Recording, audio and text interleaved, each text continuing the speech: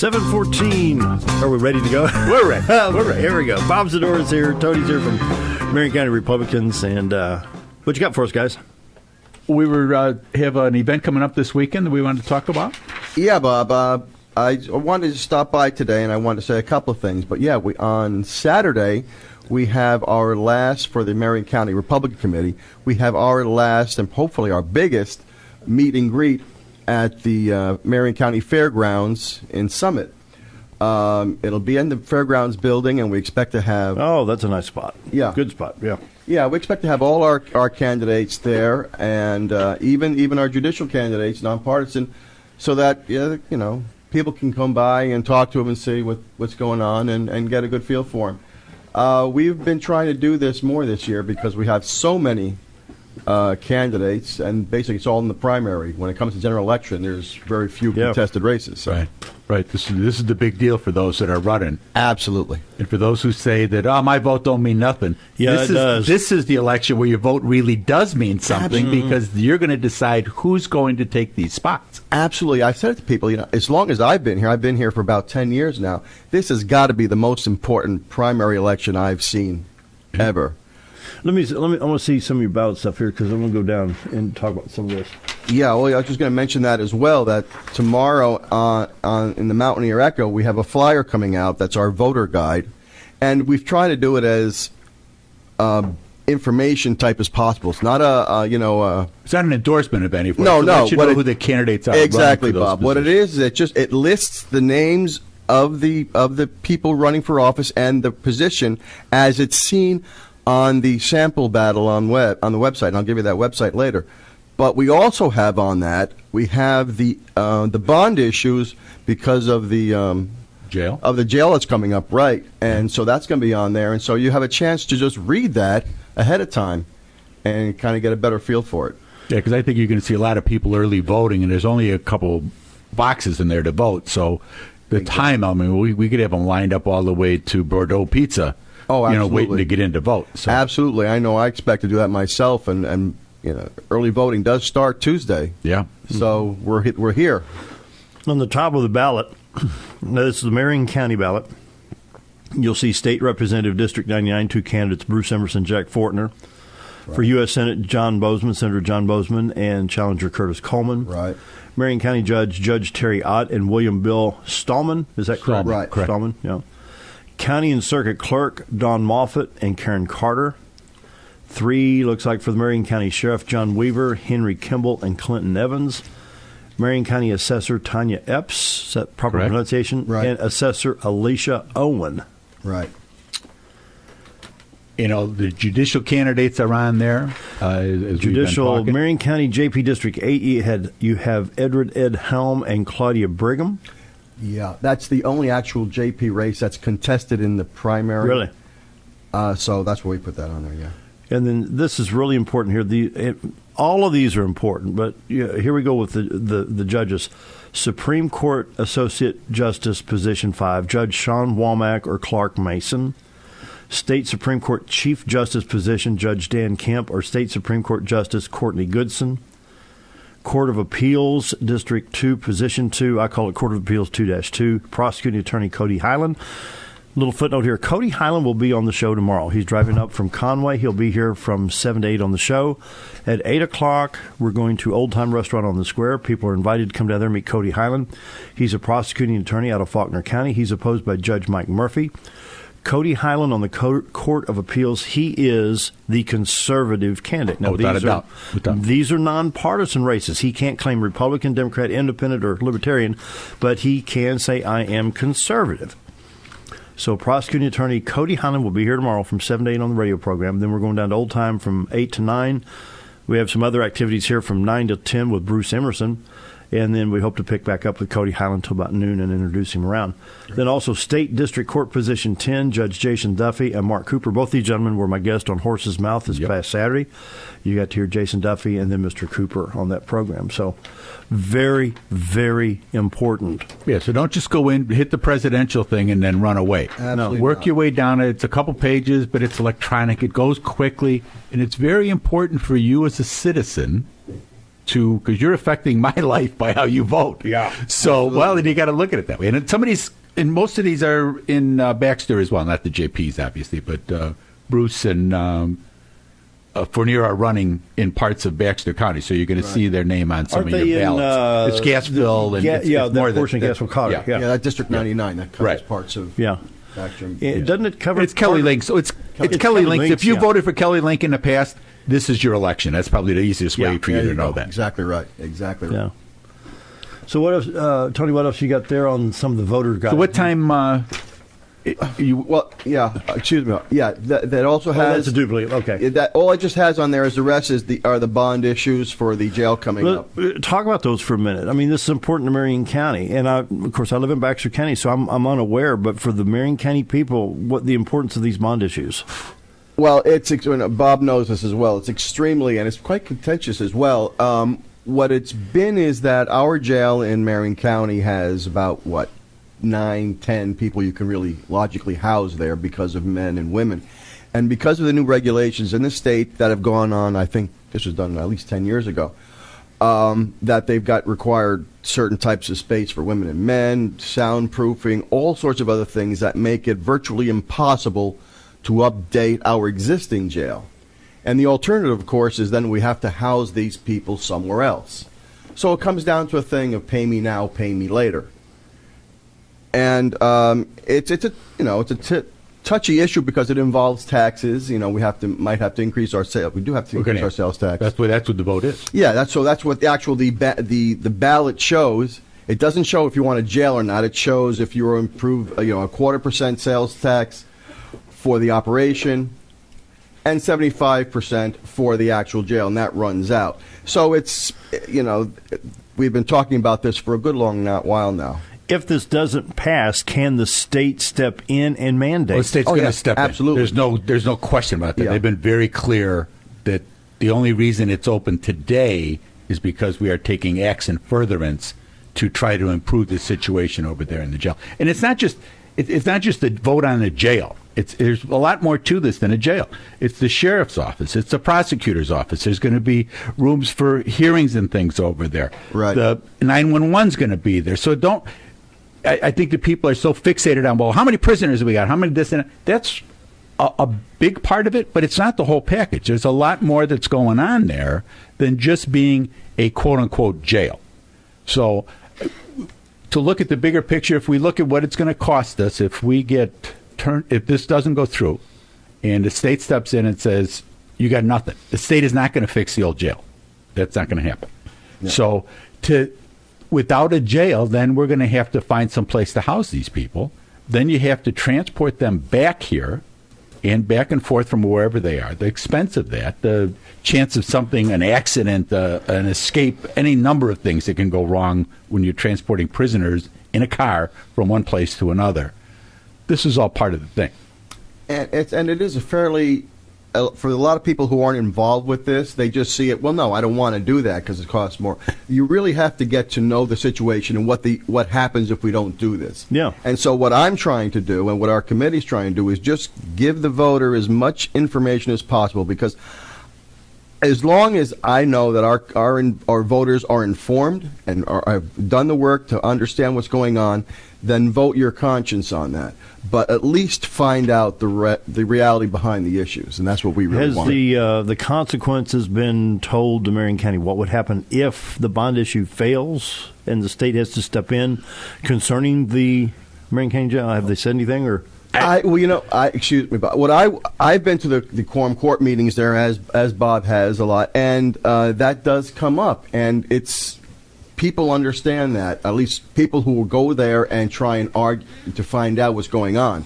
You will always have people that don't want to know anything about it at the very last minute and say, hey, wait, no, what's going on? I didn't know. Where did that come from? No, but for those people who have been in this and listening to arguments and gone to their local, for example, they had a meeting like this in Flippin one time. They had it up in, I think, Oakland. And so people who sit there and listen to this have a better understanding of that, and that's what we're. And one of the things that came up last night in the quorum court meeting last night, Marion County Jail, they're going to have tours there this Friday from 11 to 6. Oh, really? And they're going to have them on Saturday, and I didn't write down the times because I was planning on going Friday because I figured I'd be at the Kennedy event on Saturday. But you can call the Marion County Sheriff's Office for the time on Saturday. But Friday, it's from 11 to 6. They're going to have tours. They're going to let people come in and see just what it is that they're dealing with. Yeah. And why the state says, oh, no, you can't do that. Wonderful. And that's what it is. So that's very, if you have a question, stop by the sheriff, the captain. He'll be glad to answer any questions that you have and help you make an informed decision. One thing I just wanted to make on this, and that's it, is that this is not a new issue. This has been brought up to the quorum court for several years, and they've kind of kicked it down the road because they didn't want to do this. They didn't. It's a lot of money to spend.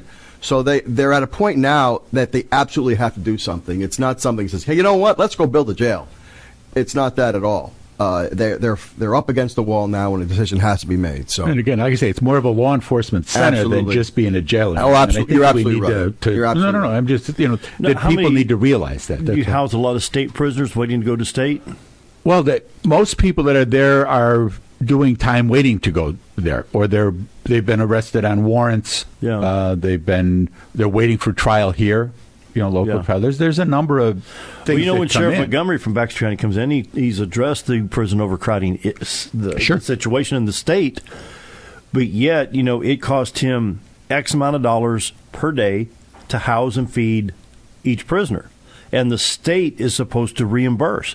But they're not doing that on a regular basis. So where he may need $28.50 per day or $58.50 a day, he's getting $1.95 or $10.95. The state is not meeting their obligations. Yeah. So couldn't the Marion County law enforcement say, look, you meet your goals, that way we might meet ours. If the state's not doing their job, how can they mandate you to do yours? That's a valid point, but the reality is that we can't argue that point. What we can do is we can't oversell this for something else. There are arguments that this correctional facility, whatever it is, we can make it very large and make money off of it. That to me is not an important issue right now. The issue is to make sure that we comply with the regulations, safety, and we provide the safety of our citizens. Yeah, some people. So there are arguments about, we can house extra people and make money off of it. Well, that's neither here nor there. So if we look at it that way, that it's a facility that needs to be done for the safety of the residents of Marion County, then that's what we've got to do. What else you got, Tony? There on the anything else on the ballot concerning Marion County? Well, that's about it. I mean, it has everything from, of course, the presidential candidates all the way down through the bond issue. But what I also want to mention that aside from this little flyer we have in the Mountaineer Echo and the meet and greet on Saturday in Yellville between 2 and 4, I want to give you a couple of websites to look at. First off, the one I'm incredibly proud of is our own website, which is www.marioncountyarkansasrepublicans.org. I know that's a huge name, but if you just check it out. But you just Google it, Google Marion County Republicans, it'll come up, and you'll see on there are a couple of tabs for candidates, both presidential and local. And if you press on the local, it'll have a photograph and a short little bio. Oh, good. Cool. Of each candidate. Good. 1 minute. All right. Good. Yeah. Okay. So if you go on there, you can click on it, and some of the candidates, you can go right to their Facebook page or what have you, know a little bit about it. The other thing, if you just want a sample of what your ballot's going to look like, I would go to voterview.org, which is put out by the state. You put in you go for voter registration information, put in your name and birthday, and your exact ballot will show up on the screen as though you were at the voting booth. And so you can go through and mull through it as you wish to kind of get a feel for it. Get familiar with your ballot. Right. And real quick, you're invited to a meet and greet in Marion County. Marion County Fairgrounds, 351 East Sewell in Summit, Arkansas, Summit, Yellville, 2 to 4 on Saturday, February 13th. And let's see, anything else on there? It's sponsored by Marion County Arkansas Republican Committee. Right. Yeah. Good event. Hope to see you there. Come on out and say hi to the folks. Absolutely, yeah. Voting starts on Tuesday, so get out there and get to know everybody. Right. And real quick, I want to challenge Christian people. Get out there. Everybody get out and vote. Everybody get out. But I mean, it's just important to get out and vote. Let our voices this is be a heard. big deal, actually. Absolutely. And every Very election is a important. big deal, but it is. These judicial races, Yeah. I mean, very Well, they're important. those are They're very- very important. Brings us up to news time. Our old friend Curtis Coleman is going to be calling here in just a few minutes. Stick around. Be right back.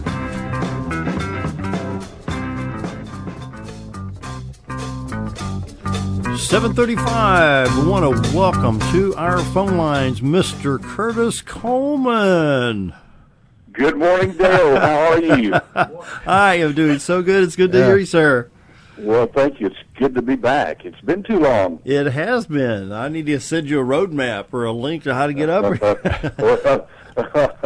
No, I've been there. It's been too long since I've talked to you. Been a while. I'll tell you what, a lot of water under the bridge. How you been? How's the campaign? I'm good. The campaign's great. And Dale, before I forget it, I want to be sure and invite your listeners to lunch on Saturday. I'm going to be at El Chico, which is out near Walmart.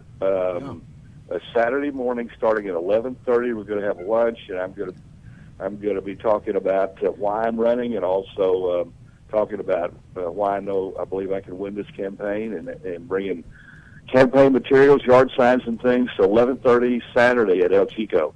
I hope all your listeners will join us there. And then, Curtis, it's Bob Zadora. You're coming to our event in Marion County then after that, Yes. right? From 2 to 4? Yeah, Bob, thanks. Hey, good to talk to you. I will go from there over to Marion County to the Marion County Fairgrounds.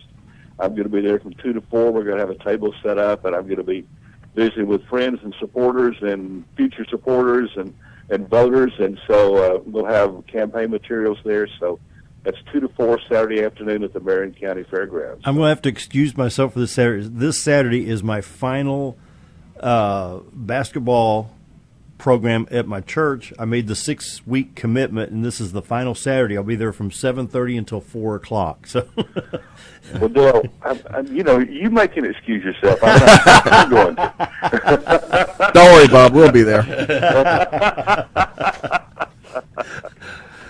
so I'm just going to skip the gristle, get down to the bone. On Facebook, there's been a lot of criticism from people like John Burris and people like that. Said, well, he ran for governor, now he's running for Senate. Why go through this again? I mean, is it worth it? Why go through it again? Well, there's always criticism when somebody runs, and Sure. It's one of the costs of running for office. That's one of the reasons I admire people who, let me say it this way: I appreciate people who are willing to stand up and run for office. And Dale, I hadn't planned to run this time. I had after running for governor, I was not sure I was going to run for office again ever, but certainly not in this cycle. But there was so much pressure from around the state that grew in intensity, and Catherine and I started, saying, thank you, we're so grateful, and we and appreciate your confidence, but we just didn't feel like we needed to run, and I didn't have peace about running. I've gotten old enough now to recognize the importance of having peace in your heart before you make a critical decision. Right. And, people, we're talking from all 4 quadrants of the state, especially from central Arkansas, including northwest Arkansas, where we're getting so much pressure from people around the state to run. And, John Bozeman, who is as nice a guy as you'll ever meet. And John and I have been friends as long as we've known each other, and I didn't want to run against my friend. And these folks started pressing me and said, you've got to run. And I said, no, I don't have to run. But you need to go study John's voting record. And I'll be honest with you, Dale, and Tony and Bob, I hadn't been paying attention to John's voting record. I've been working hard to recruit strong conservative candidates to run for the Arkansas House and Arkansas Senate. And, which is one of the reasons John Burris is being so critical. I was looking for conservatives to run, and he wasn't one of them. But I just didn't feel like I could. And there's some things John had voted on that really had upset me, but I thought they were anomalies. For instance, a year ago, last December, then Senator-elect Tom Cotton, he wasn't in the Senate yet, but he'd been elected to the Senate, was sending emails, and he was on Fox News, and he was on social media, and he was asking Arkansans to call the representatives and senators to vote against what was then known as the Omnibus Bill, the 2015 federal budget. And the reason Tom wanted our delegation to vote against that bill was because it funded Obama's executive amnesty order. It also funded Planned Parenthood, and it funded Obamacare for another year. And so Tom was begging people to call the representatives and senators and say, please vote against the bill. Well, our two senators at the time were Senator Mark Pryor and Senator John Bozeman, and they both voted for that legislation. That's important to understand. That legislation funded Obama's executive amnesty order. It funded tax dollar use for Planned Parenthood, and it funded Obamacare for another year. I could not have voted for that bill on any one of those principles. But anyway, I thought that was an anomaly, and when people began to press me hard about, you got to run, you need to run, I dug in and studied more. I found out that, for instance, that Senator Bozeman has voted 7 times to raise the debt ceiling, and those 7 increases in the debt ceiling have contributed another $6.3 trillion to our national debt. $6.3 trillion is the third of our total national debt. And that was inexcusable to me. I will never vote to raise the debt ceiling except in the most extreme situations where the Congress has declared war and our nation is at world war. That's the point at which I would do it, but not until then. And so, I could go down the list for another hour about things that I discovered that really upset me. But I still didn't have peace in my heart about running. And so on Thursday night before the filing deadline on Monday, November the 9th, I called the folks and said I just don't have peace. And Catherine and I had kind of a troubled night Thursday night. I don't mean between each other. I mean we just didn't sleep well, and we were concerned about it. So we got up Friday and said, well, maybe we should be willing. And I called the people back Friday night, and I said, if there are enough people in Arkansas who want me to run for the United States Senate to give the $20,000 filing fee, it costs $20,000 to file to run for the United States Senate. And if you understand that that's a barrier to keep people out, you're exactly right. Yeah. So anyway, I said, if there are enough people in Arkansas who want me to run to give the $20,000 by Sunday night, I'll run. Now, I was pretty smug about it because I didn't think that, Saturday and Sunday, they're not going to raise $20,000. Well, they raised $24,000 by Sunday night. And so Monday I was down at the state capitol writing a check for $20,000. And whatever hesitation that I had about running is totally gone. I know this is what I'm supposed to be doing, and I'm doing it with all my heart, soul, mind, and body. And because, Dale, we don't need... John Bozeman is a nice guy, but he doesn't have a nice record. He doesn't have a nice voting record. And we just can't afford to send that voting record back to Washington. What do you think what's going on? Let's look at New Hampshire real quick and what's going on with Donald Trump. I mean, he's not your standard Republican and or Democrat or your standard candidate. He shoots from the hip. He's flippant. He's outspoken, but yet he's leading this pack. Is this a new movement of we're tired of the status quo? We're tired of rhinos and Dems? I mean, there are national polls that's showing that 70% of the people who will probably vote in the Republican primary, 70%, will vote against an establishment candidate or against an incumbent. Well, even Vladimir Putin has said, he can do what he wants to do in Ukraine because he says, I got more credibility than Barack Obama. When the Russian president can get on the worldwide stage and say that about the United States president, we've got a problem. Well, it's pretty easy to have more credibility than Barack Obama. I'm going to say my cat's got more credibility than Barack Obama. Right. Somebody who doesn't. Maybe it's Hillary Clinton. But then look what the Democrats are throwing up. Bernie Sanders and Hillary Clinton. Come on. And let me just be clear. John's not, he's not malicious. He's not deceitful. None of those things. No. John's just an easygoing guy. And I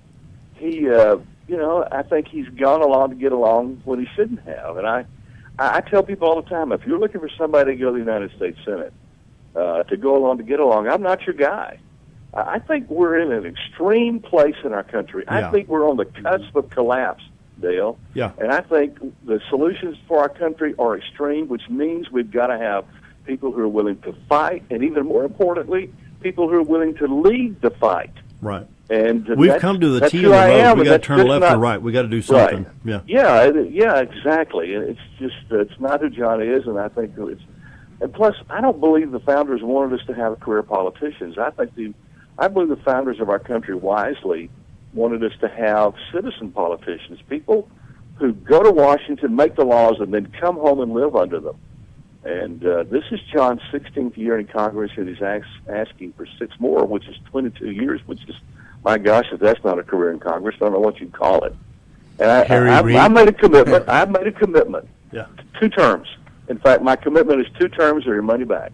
And, I'm going to go, I'll serve 2 terms, and the people want me to, and then I'm coming home. Yeah. Hey, can you stay on the phone? Let's take a quick break. Can you stay on the phone? Yes, sir. Yeah, we're going to take a quick break. We've got Curtis Coleman on the line, so stick around. We're going to be right back.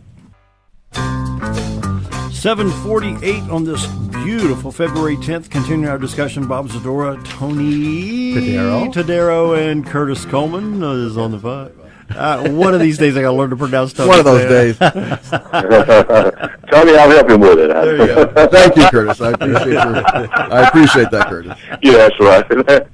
Good to talk to you, Tony. Let's do some recapping. Curtis has got you're going to be at El Chico at 11:30 on Saturday. Right. And then you're going over to Marion and then County. I'm going on to Marion County Fairgrounds. Right. Yeah. And you can come see us. That's great. So let's Straight shot right down 62. Do what? Straight shot right down 62. It'll be there in no time. Right. Yeah. Everybody knows where El Chico's at.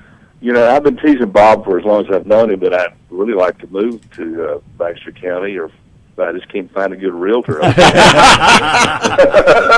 understand what you're saying there. We'll call Linda. How's that? We'll call Linda.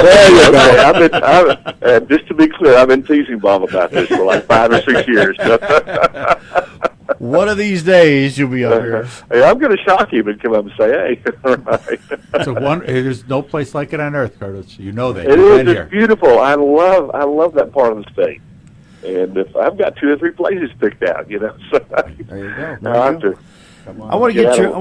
Curtis, I need you to talk a little bit about the importance of these judicial races. We've got some really critical judicial races. Court of Associate Justice Sean Womack versus Clark Mason. Of course, the conservative is Sean Womack. Court of Appeals 2-2, Cody Highland is the conservative there. Looks like Judge Dan Kemp for Chief Justice as opposed to Courtney Goodson. What's your thoughts on the judges? Well, I think it's incredibly important that the people vet these judges as much as possible. Frankly, I'll be honest with you, I don't like the nonpartisan race and judicial races. And it's simply because I think if voters had the need to know anybody's worldview or fundamental philosophical political philosophy, it should be our judges. I want to know, how do you see the world? And, what's your political philosophy? I've been complaining about this for a long time.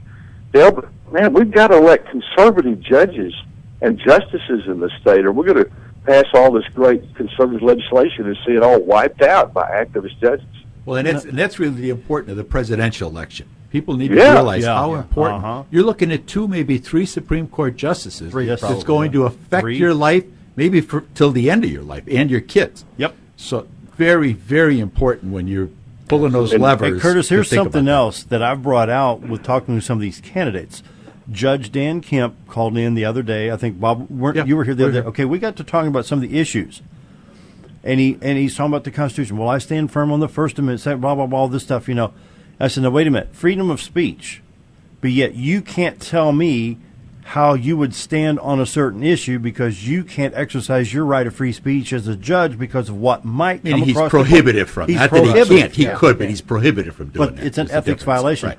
Can you imagine our judges being capped? They can't even say, I'm pro-life or I'm marriage between a man and a woman for life. You know what I'm saying? Yeah, I do know what you're saying. And these people. A lot of these rules are made up by the Arkansas Supreme Court. They are, right. And so you need to understand that these are not necessarily the choices that have been made by Arkansas voters as much as they've been made by men and women who ran for the offices. And sometimes I think it's a wall of obscurity that the Arkansas Supreme Court has erected to protect these people who are running from office to disclosing who they really are. That's a pretty severe criticism. And I hope I don't have a case pending before the Arkansas Supreme Court anytime soon. It's just I will be called on the carpet for it. Yeah. But we need to know. I liked how Justice Rhonda Wood managed that. She said, "Look, I can't tell you what my political persuasion, but I can tell you what my opponents and my enemies are saying about me." Absolutely. And she got the message across. Yeah. Right. It was really good. Well, something else I want to talk about real quick. When you get to Washington, we were in a meeting several months ago, maybe over a year ago. Congressman Crawford was here talking about the fish hatchery funding and has done a really good job on the mitigation fish hatcheries, not only here but at Heber. But I asked him, I said, why can't you just sit down and write a bill that says we need this? He says, because Cleveland and New York and Concord, New Hampshire, and people like that don't understand fish hatcheries. I said, so you're telling me if I wanted purple stop signs with yellow print, if you give me that, you get what you want? He said, basically, that's what we're saying. So, it's like when John Bozeman was voting how he voted, he says, well, we wanted to vote for this, but we can't vote here. We're going to vote here because this is in here. We've got too many pig trails and earmarks in these bills. Well, that's true, Dale, but a lot of my complaint and a lot of my concern is that, in my opinion, the establishment Republican Party in Washington, D.C., at least appears to start from a position of surrender. Yeah. I mean, we've got to understand, and that's why I'm saying we've got to have somebody who'll go and fight. You compromise. You don't compromise on the direction you're taking. You might compromise on the magnitude of the steps you're taking, but we have got to stop accepting unprincipled things happening in our nation just to get a bill passed. Yeah. And the fact is that, in my opinion, the Democrats and the liberals know that, from experience, that Republicans are going to cave on principle because they got to get something they want. We've got to stop doing that. And one of the promises I've made to the Republican Party in Arkansas is that I will never vote party over principle. I'm not going to ever do that. I appreciate your statement on that. We're down about 45 seconds. I need to get your final thoughts before we wrap this up. Well, let me tell you really quickly. Number one, people ask me in one sentence, what are you going to do in the United States Senate? And here it is. I'm going to fight. In fact, I will lead the fight to give you a federal government that is small enough to fit inside the Constitution. That's my commitment. There you go. That's what I'm going to do. And I hope people will go to my website, Dale, CurtisColeman.com. They can volunteer, they can donate, they can give. I need them to do all those things. And by the way, we believe we're going to win this election. I got to tell you, we are so pumped and excited about it. So I hope people will come and get on board. Maybe go get Mitch McConnell on our side for a while, huh? You know what? I'm not going to worry about Mitch McConnell. I'm going to let him worry about me. There you go. Curtis, thank you for calling in today. We'll see you Saturday. Bob and Tony, thank you so much. See you Saturday. Take care. We'll see you Saturday. Thank you so much. That wraps it up. We'll be back tomorrow, everybody. Cody Highland here tomorrow. Meet and greet from 8 until 9 at Old Time on the Square. Hope to see you there. We'll see you tomorrow.